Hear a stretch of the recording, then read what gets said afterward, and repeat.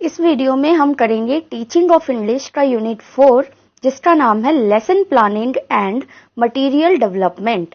तो ये हमारी जो इंग्लिश सब्जेक्ट है हमारा डीएलएड का एक टीचिंग ऑफ इंग्लिश, क्योंकि ये लैंग्वेज का सब्जेक्ट है, हिंदी और इंग्लिश दोनों ही होती है यहाँ पे फर्स्ट ईयर में। तो जो यूनिट 4 है उसमें हम शुरू करते हैं इसको। तो जो पहला टॉपिक है वो आता है माइक्रो लेसन प्लानिंग। ये जो माइक्रो लेसन प्लानिंग है इसे हम पहले भी और सब्जेक्ट्स में पढ़ चुके हैं, जहां हमने हिंदी में इसे सूक्ष्म पाठ योजना पढ़ा था। तो सेम ही चीज है, कुछ अलग नहीं है, बस लैंग्वेज का फर्क है और कोई दिक्कत नहीं है। जो माइक्रो लेसन प्लानिंग है, चलिए इसको भी पढ़ लेते हैं यहाँ पर कि हमें अगर इंग्लिश में अपना आंसर तैयार करना होगा तो हम कैसे करेंगे। तो सबसे पहले माइक्रो जो टीचिंग है वो क्या होती है उसे समझ लीजिए। Micro teaching is an effective training technique which is used for giving a simulated condition to the trainee to practice various micro skills which are used for actual classroom teaching। हाँ जी, तो माइक्रो टीचिंग क्या होता है? एक तरह का effective training होता है जो आप लोगों को दिया जाता है, ट्रेनीज को, जो हमारे पुपिल टीचर होते हैं जो ट्रेनिंग कर रहे होते हैं उनको दिया जाता है ये माइक्रो टीचिंग की ट्रेनिंग। इसमें वो क्या करते हैं कि डिफरेंट जो वेरियस माइक्रो स्किल्स होते हैं, जितने भी माइक्रो स्किल्स हैं हमारे, जैसे कि जब हम पढ़ाते हुए प्रश्नों को पूछते हैं, क्वेश्चन पूछते हैं, स्टार्टिंग कैसे करते हैं, है ना, फिर प्रेजेंटेशन कैसे करते हैं, उसमें हम जो है प्रदर्शन कैसे करते हैं, तो इन सबको अलग अलग यानी कि वेरियस माइक्रो स्किल्स को हम अलग अलग एक एक स्किल को सीखते हैं जो कि हमें यूज होती है कब? जब हम एक्चुअल क्लासरूम में टीचिंग करने जाते हैं। तो ये माइक्रो टीचिंग है। बस इसी की प्लानिंग करना माइक्रो टीचिंग प्लानिंग हो जाती है। आगे चलते हैं। The goal is to give instructor confidence, support and feedback by letting them try out among friends and colleagues. इससे इसका गोल क्या है कि टीचर्स जो हमारे बनने जा रहे हैं उनको अच्छा फीडबैक मिल सके, कॉन्फिडेंस, सपोर्ट मिल सके, उन्हें अपने फ्रेंड और कोलीग्स द्वारा ही समझ में आ जाए कि मुझे आगे चल के क्लास में कैसे पढ़ाना है। ये बहुत ही क्विक होता है, एफिशिएंट होता है, प्रूवन है एंड फन वे है to help teacher get off a strong start. कि अपना ये स्ट्रॉन्ग स्टार्ट करने के लिए माइक्रो टीचिंग करना बहुत ही जरूरी हो जाता है। आगे चलते हैं different techniques for micro teaching. अब ये कौन कौन सी टेक्निक्स है जिनकी मैं बात कर रही थी कि हम अलग अलग स्किल्स सीखते हैं। सबसे पहली प्रेजेंटेशन एंड एक्सप्लेनेशन होता है कि आपने प्रेजेंटेशन करना अलग से ही सीखा, फिर क्लास में जाते आप सीधे प्रेजेंटेशन तो नहीं करने जाते हो, तो हर एक स्किल को अलग से सीखना और फिर जब आप एक्चुअल क्लास में जाते हैं तो उन सबका यूज करना। जैसे मैंने इंट्रोडक्शन करना सीखा है, मुझे पता है कि चैप्टर को इंट्रोड्यूस कैसे करना है, तो मैं सबसे पहले जाते ही क्लास में इंट्रोड्यूस करूंगी, फिर प्रेजेंटेशन करूंगी, है ना, इस तरीके से। इलस्ट्रेशन विद एग्जाम्पल्स, उनको इलस्ट्रेट करना है एग्जाम्पल्स देकर, रीइंफोर्समेंट करना है, स्टिमुलस वेरिएशन, जो भी हमें प्रदर्शन करना है, जो भी चीजें हमारे पास है, चाहे वो रियल ऑब्जेक्ट हो या हम खुद बनाकर लाए हों। क्वेश्चनिंग, क्वेश्चन के जरिए किस तरह से हम अपने लेसन को डिलीवर करेंगे। क्लासरूम का मैनेजमेंट अच्छा होना चाहिए। यूज ब्लैक बोर्ड, हमारी ब्लैक बोर्ड स्किल अच्छी होनी चाहिए। Use it audio video aids, जितने भी ऑडियो वीडियो एड्स है अगर उनकी नीड है तो हम उनका भी वहां पर इस्तेमाल करेंगे। अगला जो हमारा टॉपिक है वो है लेसन प्लानिंग और यूनिट प्लानिंग।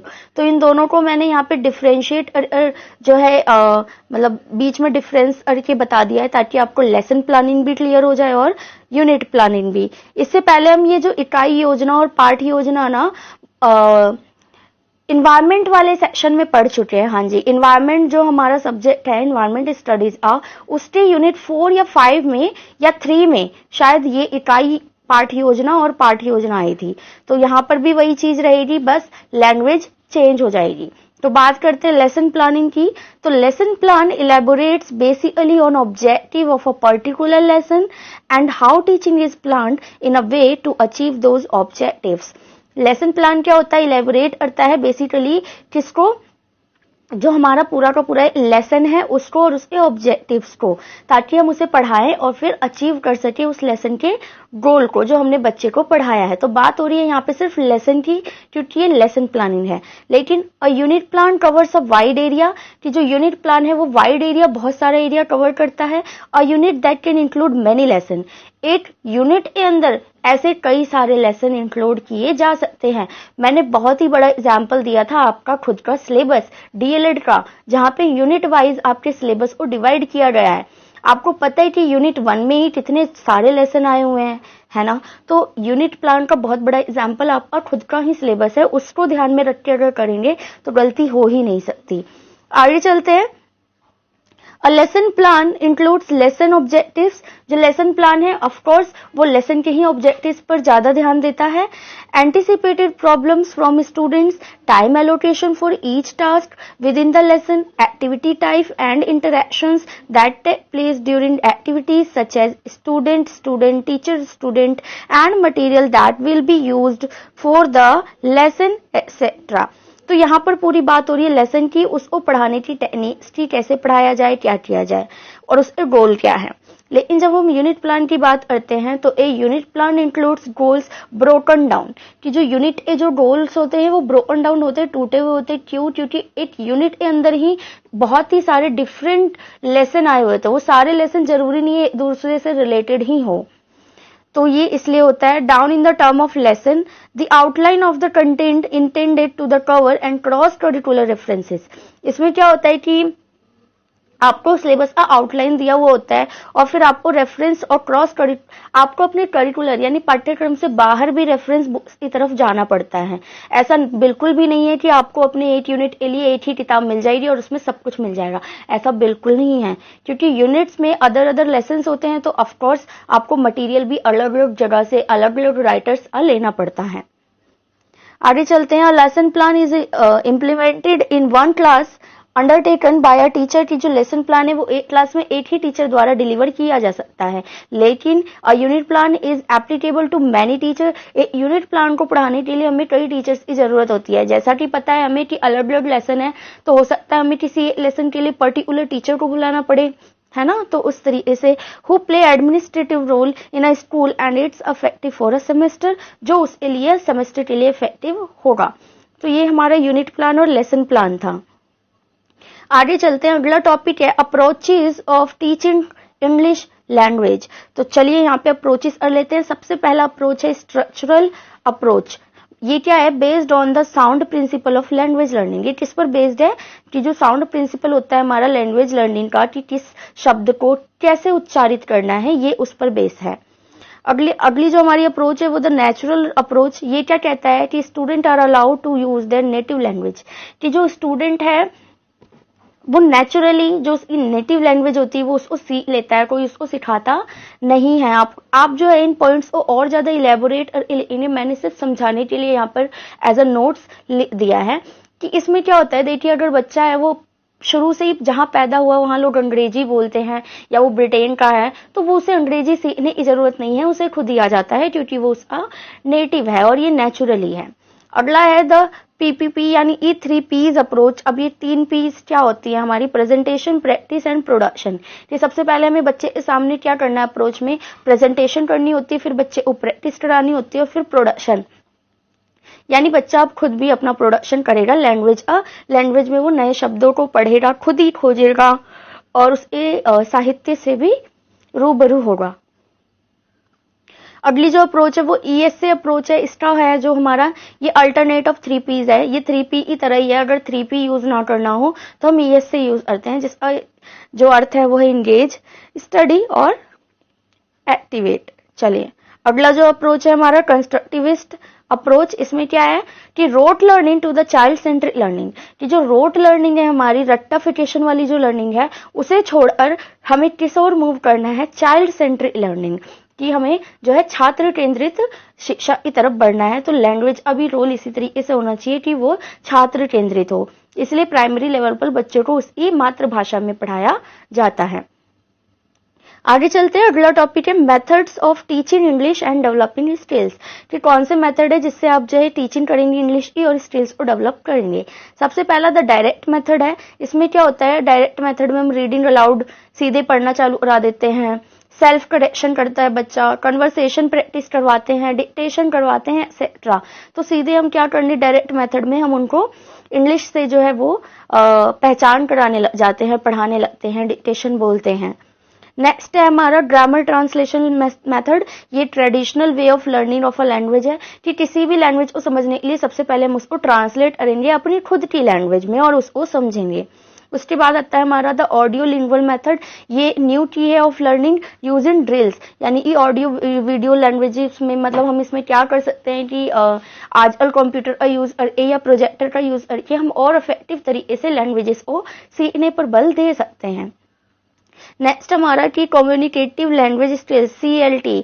तो ये क्या है, टू कम्युनिकेट मोर इफेक्टिवली। ये इसलिए है ताकि हम मोर इफेक्टिवली कम्युनिकेट कर सकें एट देयर सराउंडिंग, अपने आसपास। And it is easy like thanks, apologise, inviting. जैसे कुछ छोटे मोटे वर्ड होते हैं, जैसे हम थैंक्स बोलते हैं, अपोलोराइज करते हैं, इनवाइट करते हैं किसी को, तो हमारे आसपास अगर हम ऐसे वर्ड्स बचपन से कम्युनिकेट करें या बच्चे को सिखाएं तो फिर हम धीरे धीरे उस लैंग्वेज को जो है अटेम्प्ट करने लग जाते हैं। अगला जो हमारा मेथड है द साइलेंट वे। अब साइलेंट वे में क्या होता है कि टीचर का इसमें बहुत ज्यादा रोल नहीं होता, टीचर होता है silent and student understand the science to clear the things. और जो टीचर उनको साइंस देता है, संकेत देता है, बच्चे उसी से समझना चालू कर देते हैं। Sometime use word chart. कई बार टीचर वर्ड चार्ट यूज करते हैं और बच्चे उसको अंडरस्टैंड करने लग जाते हैं। अगला हमारा मेथड है suggestopedia. To make the environment of the classroom very effective and effective for their students. यही हमारा सजेस्टोपीडिया होता है। आगे चलते हैं टास्क बेस्ड लैंग्वेज लर्निंग, यानी हमें स्टूडेंट्स को टास्क देने हैं, giving small task to improve, उनको इम्प्रूव करने के लिए। जैसे छोटी सी कहानी दे दी, उसको ट्रांसलेट करो, या फिर हमने इंग्लिश की छोटी सी पोयम दी और फिर हमने आपने इसमें क्या समझा वो हमें बताओ। तो ऐसे छोटे छोटे टास्क बच्चों को देने चाहिए। Total physical response. अब टोटल फिजिकल रिस्पॉन्स क्या होता है, लर्निंग बाय डूइंग, यानी करके सीखना। जैसे कि अगर हम बच्चों को कहते हैं स्टैंड अप, तो वो खड़ा हो जाएगा एंड देन वो सीख गया कि स्टैंड अप का मतलब है खड़ा होना, जबकि हमने उन्हें ये नहीं बताया कि स्टैंड अप हिंदी खड़ा होना है। उन्हें ऐसे पता चला क्योंकि वो स्टैंड अप बोलने पे खड़े हो गए। या फिर ओपन योर बुक, ऐसे जो हमारे करके सीखने वाले वर्ड्स होते हैं उनको यूज करने से भी बच्चे जल्दी ही अटैप मतलब करते हैं इंग्लिश लैंग्वेज को या कोई भी अदर लैंग्वेज हो उसको। आगे चलते हैं, अगला टॉपिक है preparation and use of low cost material. तो लो कॉस्ट एड्स क्या होते हैं हमारे, जो कम खर्चीले हों, कम पैसों में हम जो अपने एड्स बना ले। जैसे कि फ्लिप कार्ड, अगर हमें फ्लिप कार्ड बनाना हो तो हम क्या कर सकते हैं, और take a strip of paper ले लेते हैं, फोल्ड 1/3 ऑफ इट, इसको 1/3 फोल्ड कर लो और फिर जो भी वर्ड आपको नीड है वो उस पर लिखो और फिर बच्चे के सामने वो हम पेश करते हैं। ठीक है, इसको आप और इलेबोरेट करके, अगर आपको अपने भी कुछ पता है एड्स जो आपने बनाए हो लो कॉस्ट मटेरियल से, मैगजीन से या शादी के कार्ड से, तो आप यहाँ पे वो भी बिल्कुल लिख सकते हो। अगला जिग जैग फ्लिप कार्ड होता है। ये क्या होता है, जिग जैग की तरह खुलता है, इसमें क्वेश्चन मार्क होते हैं, अंदर वर्ड्स होते हैं। टेक एन A4 शीट में 1/3 फोल्ड, पहले 1/3 करो, देन अनफोल्ड करो, देन फोल्ड करो and then take it half twice to make. और फिर एक सीढ़ी की तरह हम जो बना लेते हैं और एक एक करके वर्डों को उसमें से खोलते हैं। नेक्स्ट है कैन यू गेस कार्ड। अब ये कैन यू गेस कार्ड क्या होता है कि इस पे जो हमारा होता है, हम ऊपर तो एक क्वेश्चन मार्क बनाते हैं, अंदर कोई वर्ड छुपा होता है, तो हम हिंट देते हैं और बच्चा उसको गेस करता है। Fold a paper in half, fold it to get 3 square front with question mark and under the word. आगे चलते हैं, स्मॉल बॉक्स, छोटा बॉक्स बनाना with the help of sheets and scissor. Open your imagination, अपनी imagination से आप boxes बनाइए, फिर उसको अपने टीचिंग एड में इस्तेमाल कीजिए। अगला है वोकैबुलरी ऑर्गेनाइजर। वोकैबुलरी ऑर्गेनाइजर यानी कि आपने वर्ड्स के काफी सारी स्ट्रिप्स बनाई, उसको रखना है। तो to keep the flash card and word slip in it. आप क्या कोई ऑर्गेनाइजर या बॉक्स बनाएंगे और उसके अंदर अपनी उन सब स्लिप्स को रखेंगे। अब puppet, by folding the paper sheet you will get the head. आप जब पेपर को फोल्ड करेंगे तो ऊपर वाला हिस्सा जो हेड मिल जाएगा, बीच वाली बॉडी, देन नीचे वाला लेग या नीचे का मिल जाएगा हिस्सा। फिर आप उस पर वर्ड्स लिखकर, पोएम्स लिखकर बच्चों को पढ़ा सकते हैं। एक अगला जो हमारा टीचिंग एड है वो है game field.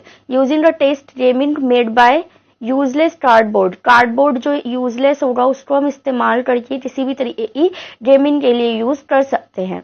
Next is our use of ICT for teaching of English at primary level. ICT का क्या इस्तेमाल है अगर हम प्राइमरी लेवल पर इंग्लिश टीचिंग करते हैं तो। आईसीटी यानी इंफॉर्मेशन कम्युनिकेटिव जो हमारी टेक्नोलॉजी है, आजकल की जो हमारी न्यू टेक्नोलॉजी है उसकी बात हो रही है। तो ये क्या करता है, इंप्रूव राइटिंग और रीडिंग दोनों स्किल्स को ये करता है। डेवलप स्पीकिंग और लिसनिंग स्किल्स, सुनता भी है बच्चा फिर बोलता भी है। Support collaboration, creativity, independent learning. Access information, ये इंफॉर्मेशन को और बढ़ाता है। And respond to a widening range of text, बहुत सारा यहाँ पे टेक्स्ट मिल जाता है। Organise and present information in a variety of form, जो प्रेजेंट इंफॉर्मेशन वो बहुत सारी वैरायटीज में मिल जाती है। Broaden the range of text and audience for their work, उनके वर्क के लिए वहां पे बहुत सारे ऑडियंस होते हैं। कंपोज अ वाइडनिंग, ये हो गया। ICT can support them in their choice of genre for audience and purpose, ये क्या पूरी तरीके से बच्चे की चॉइस पे होता है कि उन्हें क्या लिखना है, कहाँ से लिखना है, किनके लिए लिखना है और किस उद्देश्य से लिखना है। आइडेंटिफाई की characteristics and feature of the text, जो लिखा हुआ है उसको समझते हैं वो किस चीज से रिलेटेड है। Develop understanding of language and critical literacy, ये सारी चीजें बच्चों को वहां आईसीटी पे मिल जाती हैं। आगे चलते हैं, अगला हमारा टॉपिक है लैंग्वेज गेम्स। तो लैंग्वेज गेम्स क्या होती है, सबसे पहले ये देख लेते हैं। Games mean the world to the children, हाँ जी, बच्चों के लिए खेल ही पूरा संसार होता है। इट कैन बी इंडोर और आउटडोर, ये इंडोर भी हो सकते हैं और आउटडोर भी हो सकते हैं जो हमारे लैंग्वेज गेम है। डिवाइड दैम इनटू ग्रुप्स, अगर इन्हें अच्छे से खिलाना है तो ग्रुप्स में डिवाइड करके खिलवाइए। और अगली चीज रिवार्ड करना बहुत जरूरी है। डोंट बी लेजी, टीचर को तो बिल्कुल लेजी वहां पे होना ही नहीं चाहिए क्योंकि बच्चा भी इंटरेस्ट नहीं लेगा। अब देख लेते हैं एक्टिविटी और गेम्स कौन कौन सी है इंग्लिश क्लासरूम के लिए। पहला है बैड फ्रूट अ शॉपर्स नाइटमेयर, यानी कि ये गेम का नाम है, देखिए बैड फ्रूट अ शॉपर्स नाइटमेयर। तो यहाँ पर क्या होता है, ये गेम है, ये एन ओरल कम्युनिकेशन एक्टिविटी है actually, appropriate for primary school. इसमें क्या होता है, this game is designed for practising shopping dialogues and vocabulary. इसमें शॉपकीपर बनेगा बच्चा और वो जो है रियल तो नहीं लेकिन जो भी है पेपर का या फिर कुछ भी, वो जो है सब्जियों को बेचेगा और अदर जो बच्चे हैं वो सब्जियां खरीदेंगे, प्राइस पूछेंगे। और ये सारा काम कैसे होगा, इंग्लिश लैंग्वेज में, क्योंकि हम यहाँ पे इंग्लिश लैंग्वेज पढ़ा रहे हैं। तो इससे बच्चा क्या करता है, इंग्लिश को अडॉप्ट करता है। अगली जो हमारी एक्टिविटी वो व्हाट्स द क्वेश्चन, इस गेम का नाम है व्हाट इज द क्वेश्चन, यानी कि इसमें क्या होता है, listening and speaking type game है ये। रीड एंड आंसर, हमें आंसर रीड करते हैं टू अ क्वेश्चन एंड से, और कहते हैं व्हाट इज द क्वेश्चन, हम आंसर बताते हैं और फिर पूछते हैं व्हाट इज द क्वेश्चन। फिर ग्रुप का कोई भी मेंबर जो सबसे तेज रिप्लाई देगा हम उससे वो आंसर पूछेंगे। अगला जो हमारा है वो है टॉयलेट पेपर आइस ब्रेकर। इसमें क्या होता है, after everybody in the class has some paper, कि सबके पास ना एक पेपर होगा। We count the square we have, फिर हम काउंट करेंगे square. Oh then we have to tell that many thing about our self in English, कि बच्चों के पास जितने भी स्क्वायर होंगे ना उस पेपर पे बच्चों को उतनी ही लाइंस अपने बारे में इंग्लिश में बतानी है। तो कितनी मजेदार गेम्स हैं, बच्चे भी इंटरेस्ट लेंगे। एक होता है चेन स्पेलिंग, ये तो बहुत इजी है। Giving word to pronounce correctly, इसमें बच्चा जो है वर्ड को करेक्टली प्रोनाउंस करना भी सीखता है और with the spelling for move the new word. इसमें क्या होता है, जैसे कोई वर्ड बोला मैंने, जैसे टाइगर, तो बच्चा टाइगर बोलना सीखेगा। फिर उसे ये भी पता है कि टाइगर की स्पेलिंग क्या है, वो आर पे खत्म हो रहा है क्योंकि अगला वर्ड उसको आर से बोलना है। तो ये वाली गेम है ये। एक और गेम है सेंटेंस रेस, ये भी सेम वर्ड ई तरह होती है लेकिन यहाँ पे बात हम करते हैं सेंटेंस की। By using the give word student has to write any sentence as soon as possible. हमें वर्ड देते हैं और फिर बच्चा जो होता है जितनी जल्दी हो सके, जो बच्चा तेजी से उस वर्ड के ऊपर एक सेंटेंस बनाता है। आगे चलते हैं, अगला जो टॉपिक है हमारा using classroom as a resource, कि अपने क्लासरूम को हम रिसोर्स की तरह इस्तेमाल कैसे कर सकते हैं। तो क्या होता है, all the possibilities authentic material can be included from the near by resources available in the classroom और स्कूल। स्कूल और क्लासरूम के आसपास जितने भी हमें ऑथेंटिक और पॉसिबिलिटी होती है मटेरियल्स, ये हम उन सबका जो है एज अ रिसोर्स इस्तेमाल कर सकते हैं। सबसे पहले लिसनिंग के लिए हम TV show, radio, commercial, news broadcast, documentaries, movies, phone recordings, messages, इन सारी चीजों का यूज कर सकते हैं। अगर हमें विजुअल के लिए करना हो तो हम करेंगे फोटोग्राफ्स का इस्तेमाल, art work, science with symbol, post cards, pictures, books etcetera. और उसके बाद अगर प्रिंटेड चीज़ों का इस्तेमाल करना हो तो ये बहुत सारी चीज़ें हमें मिल जाती हैं, जैसे रेस्टोरेंट के मेन्यूज हो गए, newspaper articles, bulletin board, company websites, coupon, sale catalogues, travel brochures, maps, movie poster, food label etcetera. तो इन सारी चीज़ों का हम क्लासरूम में एज अ रिसोर्स यूज़ कर सकते हैं जब हम लैंग्वेज टीचिंग कर रहे होते हैं, क्योंकि हमारा पूरा ध्यान जिस पर होता है कि हम जो लैंग्वेज बच्चे को पढ़ा रहे हैं, बच्चा उस लैंग्वेज को पूरी तरीके से अपने अंडर कंट्रोल कर ले। तो इसके लिए जितने भी तरीके, जितने भी गेम, जितना भी फन एक्टिविटीज़ लगेगा वो सब हमको करना होगा। ठीक है, तो ये यूनिट 4 था हमारा इंग्लिश का, जो यहाँ पे पूरा कंप्लीट हो गया है।